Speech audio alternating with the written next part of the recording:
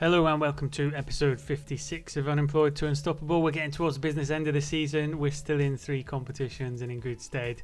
So to catch up on where we are and what we're still in contention for, stay tuned.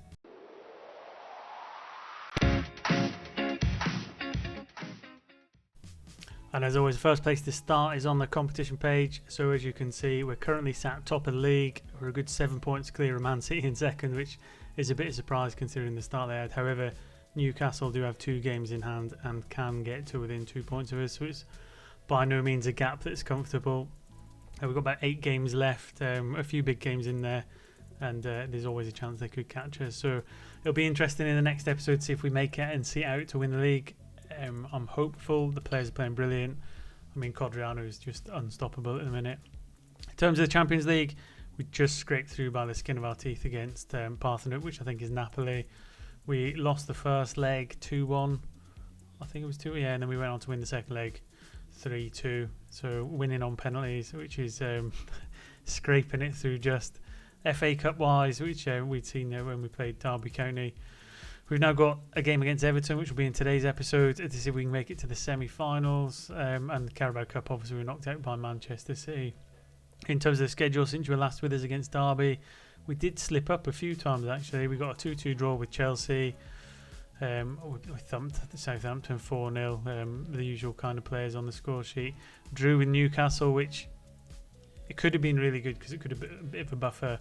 They're our closest competitors with their games in hand. Unfortunately, we couldn't get the win against them despite taking the lead. We got beat by Paris Saint-Germain in the group phase of the Champions League. We beat Southampton in the FA Cup.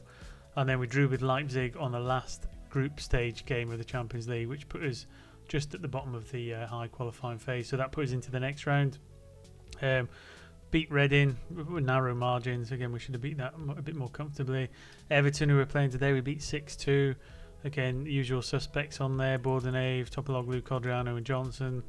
Medina got a penalty in a 1-1 draw against Aston Villa. So again, a few draws we slipped in there. So dropping 8 points, I think, in total. Or 6 points, which isn't great.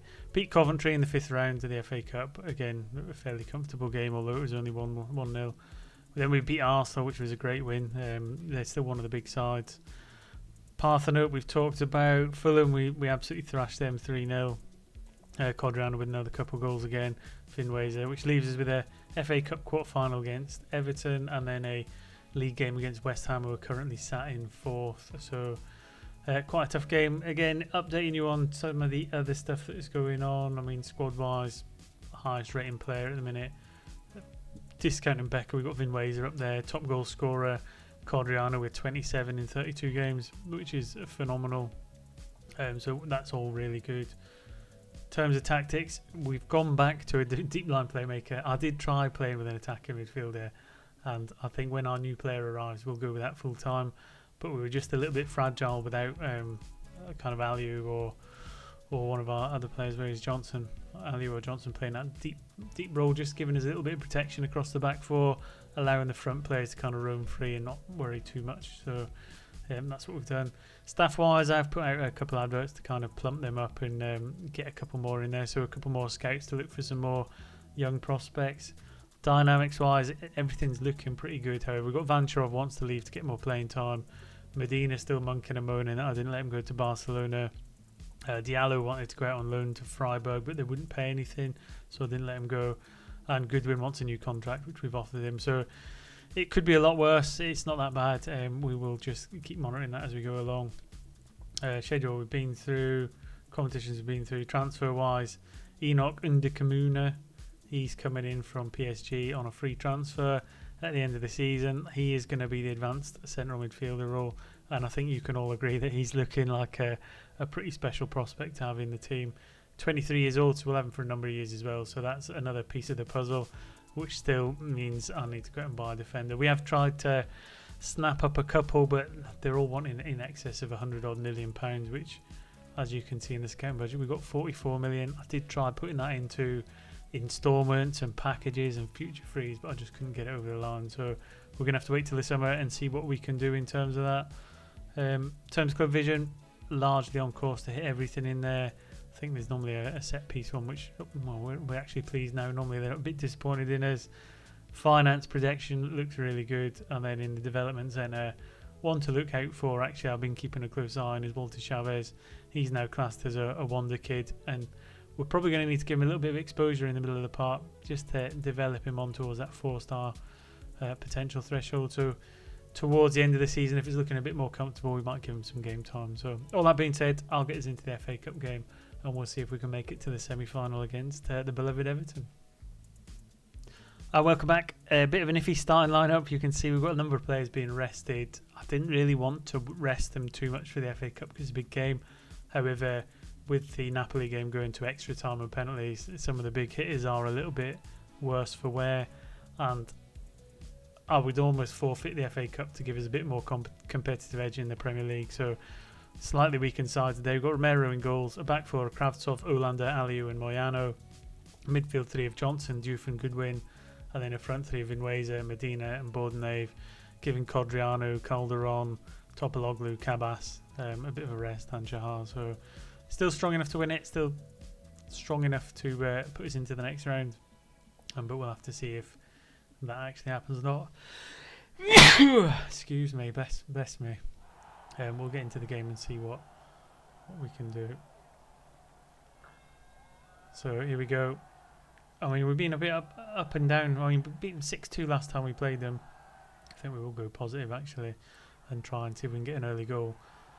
But Everton are one of them teams that a bit of a bogey team for us, really. They always seem to play really well against us. They always seem to have really good young English prospects coming through as well. Bridgman's one I've had my eye on for a while.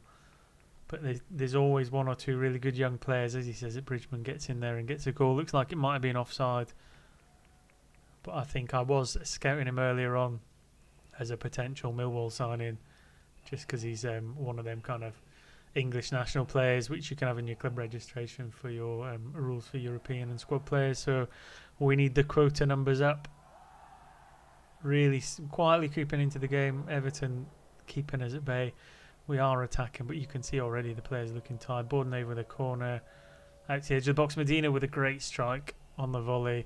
He puts one in there, staking a claim for a possible position in the first team as we approach the end of the season. We start to get into cup finals and potential league winning. I mean, that's a lovely little volley with the outside of the right foot into the top corner. Puts us 1-0 up after half an hour. But like you've probably seen in a lot of matches, we generally need a second goal to be comfortable. As Vinweza goes through, gets on his left foot, but just puts it past the post. It's not often 1-0 works out for us, to be honest. We tend to be a little bit fragile at the back. I've spoken many times about needing to buy a defender as the ball goes over the top to Romsas. It's hit the post and back into Romero's hands. We still need a really good world-class centre-half back there. It's nice having Johnson in front of the back four. And then it looks like we're going to have to do an Aliou for Jimmy Wong change there, which isn't my favourite change. And for those in the comment section who said Jimmy Wong is too short and it's going to come back to haunt me, today might be that day, because if I have to sub him on and he misses a header, enough said. So we're on the attack again now. Johnson down the right, he's turned back to Olander, all the way back to the keeper. Just showing how well their press is working, really. This time we go down the left. Kravtsov, who's had a really good season, complete wing back. Diouf into Bordenave. He gets the second goal to make it a little bit more comfortable. I would even be a little bit more comfortable making that substitution to bring Wong on now, I think. Good work by Kravtsov. Cuts it back inside to Diouf, who's had a bit of resurgence towards the end of the season. Bordenave, again, sung his praises before in the previous episode. As a left winger, he is nothing short of a phenomenon. And to think we picked him up on a free transfer is a great bit of business as well. So 30 minutes to go, looking like we might have just got this one over the line. I don't want to speak too early because, again, I've done it before in previous episodes and they come back. Kravtsov for Calderon because we need to wrap him up in cotton wool. Goodwin to Vinweza, then he's in the box. Gets it back to Goodwin and we make it 3. So a game that I was a little bit worried about coming off the back of the Napoli game and the work we put into that match. It seems to be working out so far. Good work by Vinweza. Cuts to the line, gets it back to Goodwin on a deflection. And he squeezes it in at the near post to make it 3. So 20 minutes to go. I think that Aliou substitution for Wong, and I don't think Wong can mess it up at this stage. Just over 15 minutes to go. Calderon is coming at left back. Johnson working it forward. Out to Vinwazer again, working well with Goodwin for the second time. This time it goes back to Vinwazer, and after a couple shots saved, we managed to make it 4 with 15 minutes to go. So we'll get Vinwazer off Codriano on just to rest Vinwazer a little bit. Again, Goodwin and Vinwazer working well down the right hand side.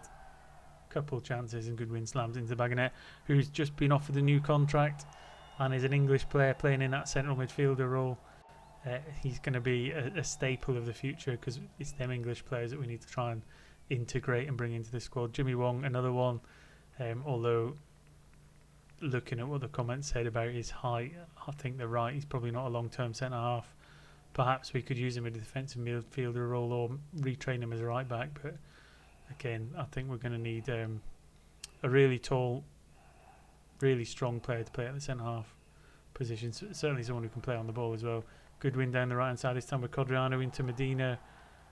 No, he looked on to me there. Have we made it 5? Yes, it's been given. So, again, Goodwin having a really good game in the middle of the park today. Into Codriano. That outside of the football through to Medina. I've been saying about getting them both in the same team, Codriano and Medina.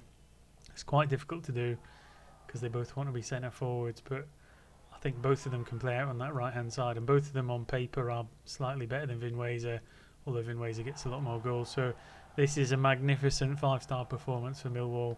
It's been a long time coming because we do this quite often. We have a really good performance and it's off camera. This time we've managed to get it on camera, which is fantastic, and Jimmy Wong picking up a 6.8 is always good as well. So we're into the semi-finals. Hopefully we get a favourable draw. I think there are some big teams in it still, but I'll click us through and get ready for the West Ham game and see if we can keep our long extended unbeaten run in the Premier League going. So stay tuned and I'll be back shortly. Welcome back. A quick update before we get into the match. The draws for the next rounds of the Cups have been done. So we're Brentford in the FA Cup in the semi-final. Man City playing Newcastle. So that draw couldn't have worked out any better for us because they're our two biggest competitors in the league for the Premiership and for the FA Cup this year. So one of them is going to get knocked out, hopefully. And I'm not saying Brentford will be an easy game, but it'll be much more straightforward than either Man City or Newcastle. So good chance in that one. In terms of the Champions League, we've been drawn against Man United. I'd have probably preferred Celtic, Benfica or Porto, but certainly not the worst. I think Newcastle probably would have been the worst we could have got from that draw. Borussia Dortmund having knocked out Man City. So in terms of the squad for today then, much stronger starting lineup in terms of roles and abilities. We've got Romero in goals, a back four of Kravtsov, Calderon, Zeki playing a libero and Shahar at right back. We've got midfield today of Johnson, Tobologlu and Goodwin. Goodwin carrying on from that fine form in the last match. And we've got Vinwazer, Bordenave and Codriano coming back in up top. So really we need to win it. I think we can secure European football for next season if we manage to pick up a win. However, West Ham are in 4th at the minute, so there's every chance they could put in a good performance against us, and I'm not sure we can rattle off another 5-0 type of performance in this game. However, good London rivals, we will do our best to try and pull out something from the bag. Bordenave doing some great work down the left-hand side. He's beat his men, had a shot, and I thought, what a good start to the game that would have been if he could have got that one in there. He'll deliver a corner into the box. Again, early chances for Millwall. Will he get to recycle it in there, or will it fizzle out? Shahar with the ball now down the left-hand side into Johnson. I think it might fizzle out this one, you know. Kravtsov into Bordenave, back to Topologlu into Codriano. He's offside, yeah. So I thought it would fizzle out, but again, good little piece of interchange in play in there, creating a couple chances, but we weren't able to stick one away. I mean, Codriano's not scored in a couple of games, I don't think, but it's a big threat. It looks like it might be a penalty shout. Could be just outside the box. They will check VAR. Penalty's been given. Up, will step. I think it should be Codriano, should be the penalty taker. Yeah, here he goes. And it's been saved. All that building him up. The number of goals he scored this season, you'd have gambled on him scoring. Vinwazer with a corner. Again, Codriano onto a 6.2 now. His head's dropped a little bit. We just need to nurse him back into the game somewhat. Shout a little bit of encouragement, see if we can pick him up. But off the back of that, you might see West Ham getting a couple of opportunities now. Asadi down the left-hand side, in it goes, punched away by Romero, but the volley was just over the bar, a little bit threatening. Here they go, making another couple of chances. Good work by Topologlu to get it back. Zeki is left a loose pass. Again, another one past the post. A couple warning shots. I think we're a bit more comfortable when we play positive, so we're going to swap, try and put them on the back foot a little bit. Still like to play out from the back. Kravtsov down the left this time. Bordenave nearly gave it away. Again, the high press kind of doing us out of the ball in the wrong areas here. And it was only a matter of time before Asadi got it. We've really been done by the high press. I don't really want to see that again. Do I get Codriano off after the penalty miss? I think we're going to have to, really, if we want to get a couple more chances up there. Bit harsh on him, I know, but we could have been 1-0 up. We found ourselves 1-0 down in a massively important game. And if he's not going to recover his form from that, another ball loose at the back. This time we managed to get it over the bar. So coming up to the half-hour mark, from what was a really positive start, it's gone all a little bit West Ham. I need to get a few more chances coming in here. A little bit of encouragement. Coming up to half-time, oh, we're going to miss Codriano. His goals, I mean, look at his stats, they're absolutely phenomenal. We need Medina to come and pull something out of that. We're going to have to shout at them at half-time because it's been a very quiet performance following the Everton game. They have been terrible. We will try and fire some kind of rocket up there to get back into the game. We're going to need an early goal if we want to come out with 3 points from this, but if we can at least nurse ourselves through at a point, that would at least be positive. But again, West Ham on the attack. Another one from the edge of the box. It's hard to take a deflection and go in. This is not good. So you go from absolutely destroying Everton to failing miserably against West Ham, and we can't even really seem to get out from here. Bordenave for Kopp, might as well. Good win for Diouf, but I can't see us getting two back in a quick succession into the final 15 minutes. It's been a long time since we've picked up a defeat in Man City. I think was the last time we picked up a defeat in the league. Again, if different game. If that penalty goes in, we would have been flying.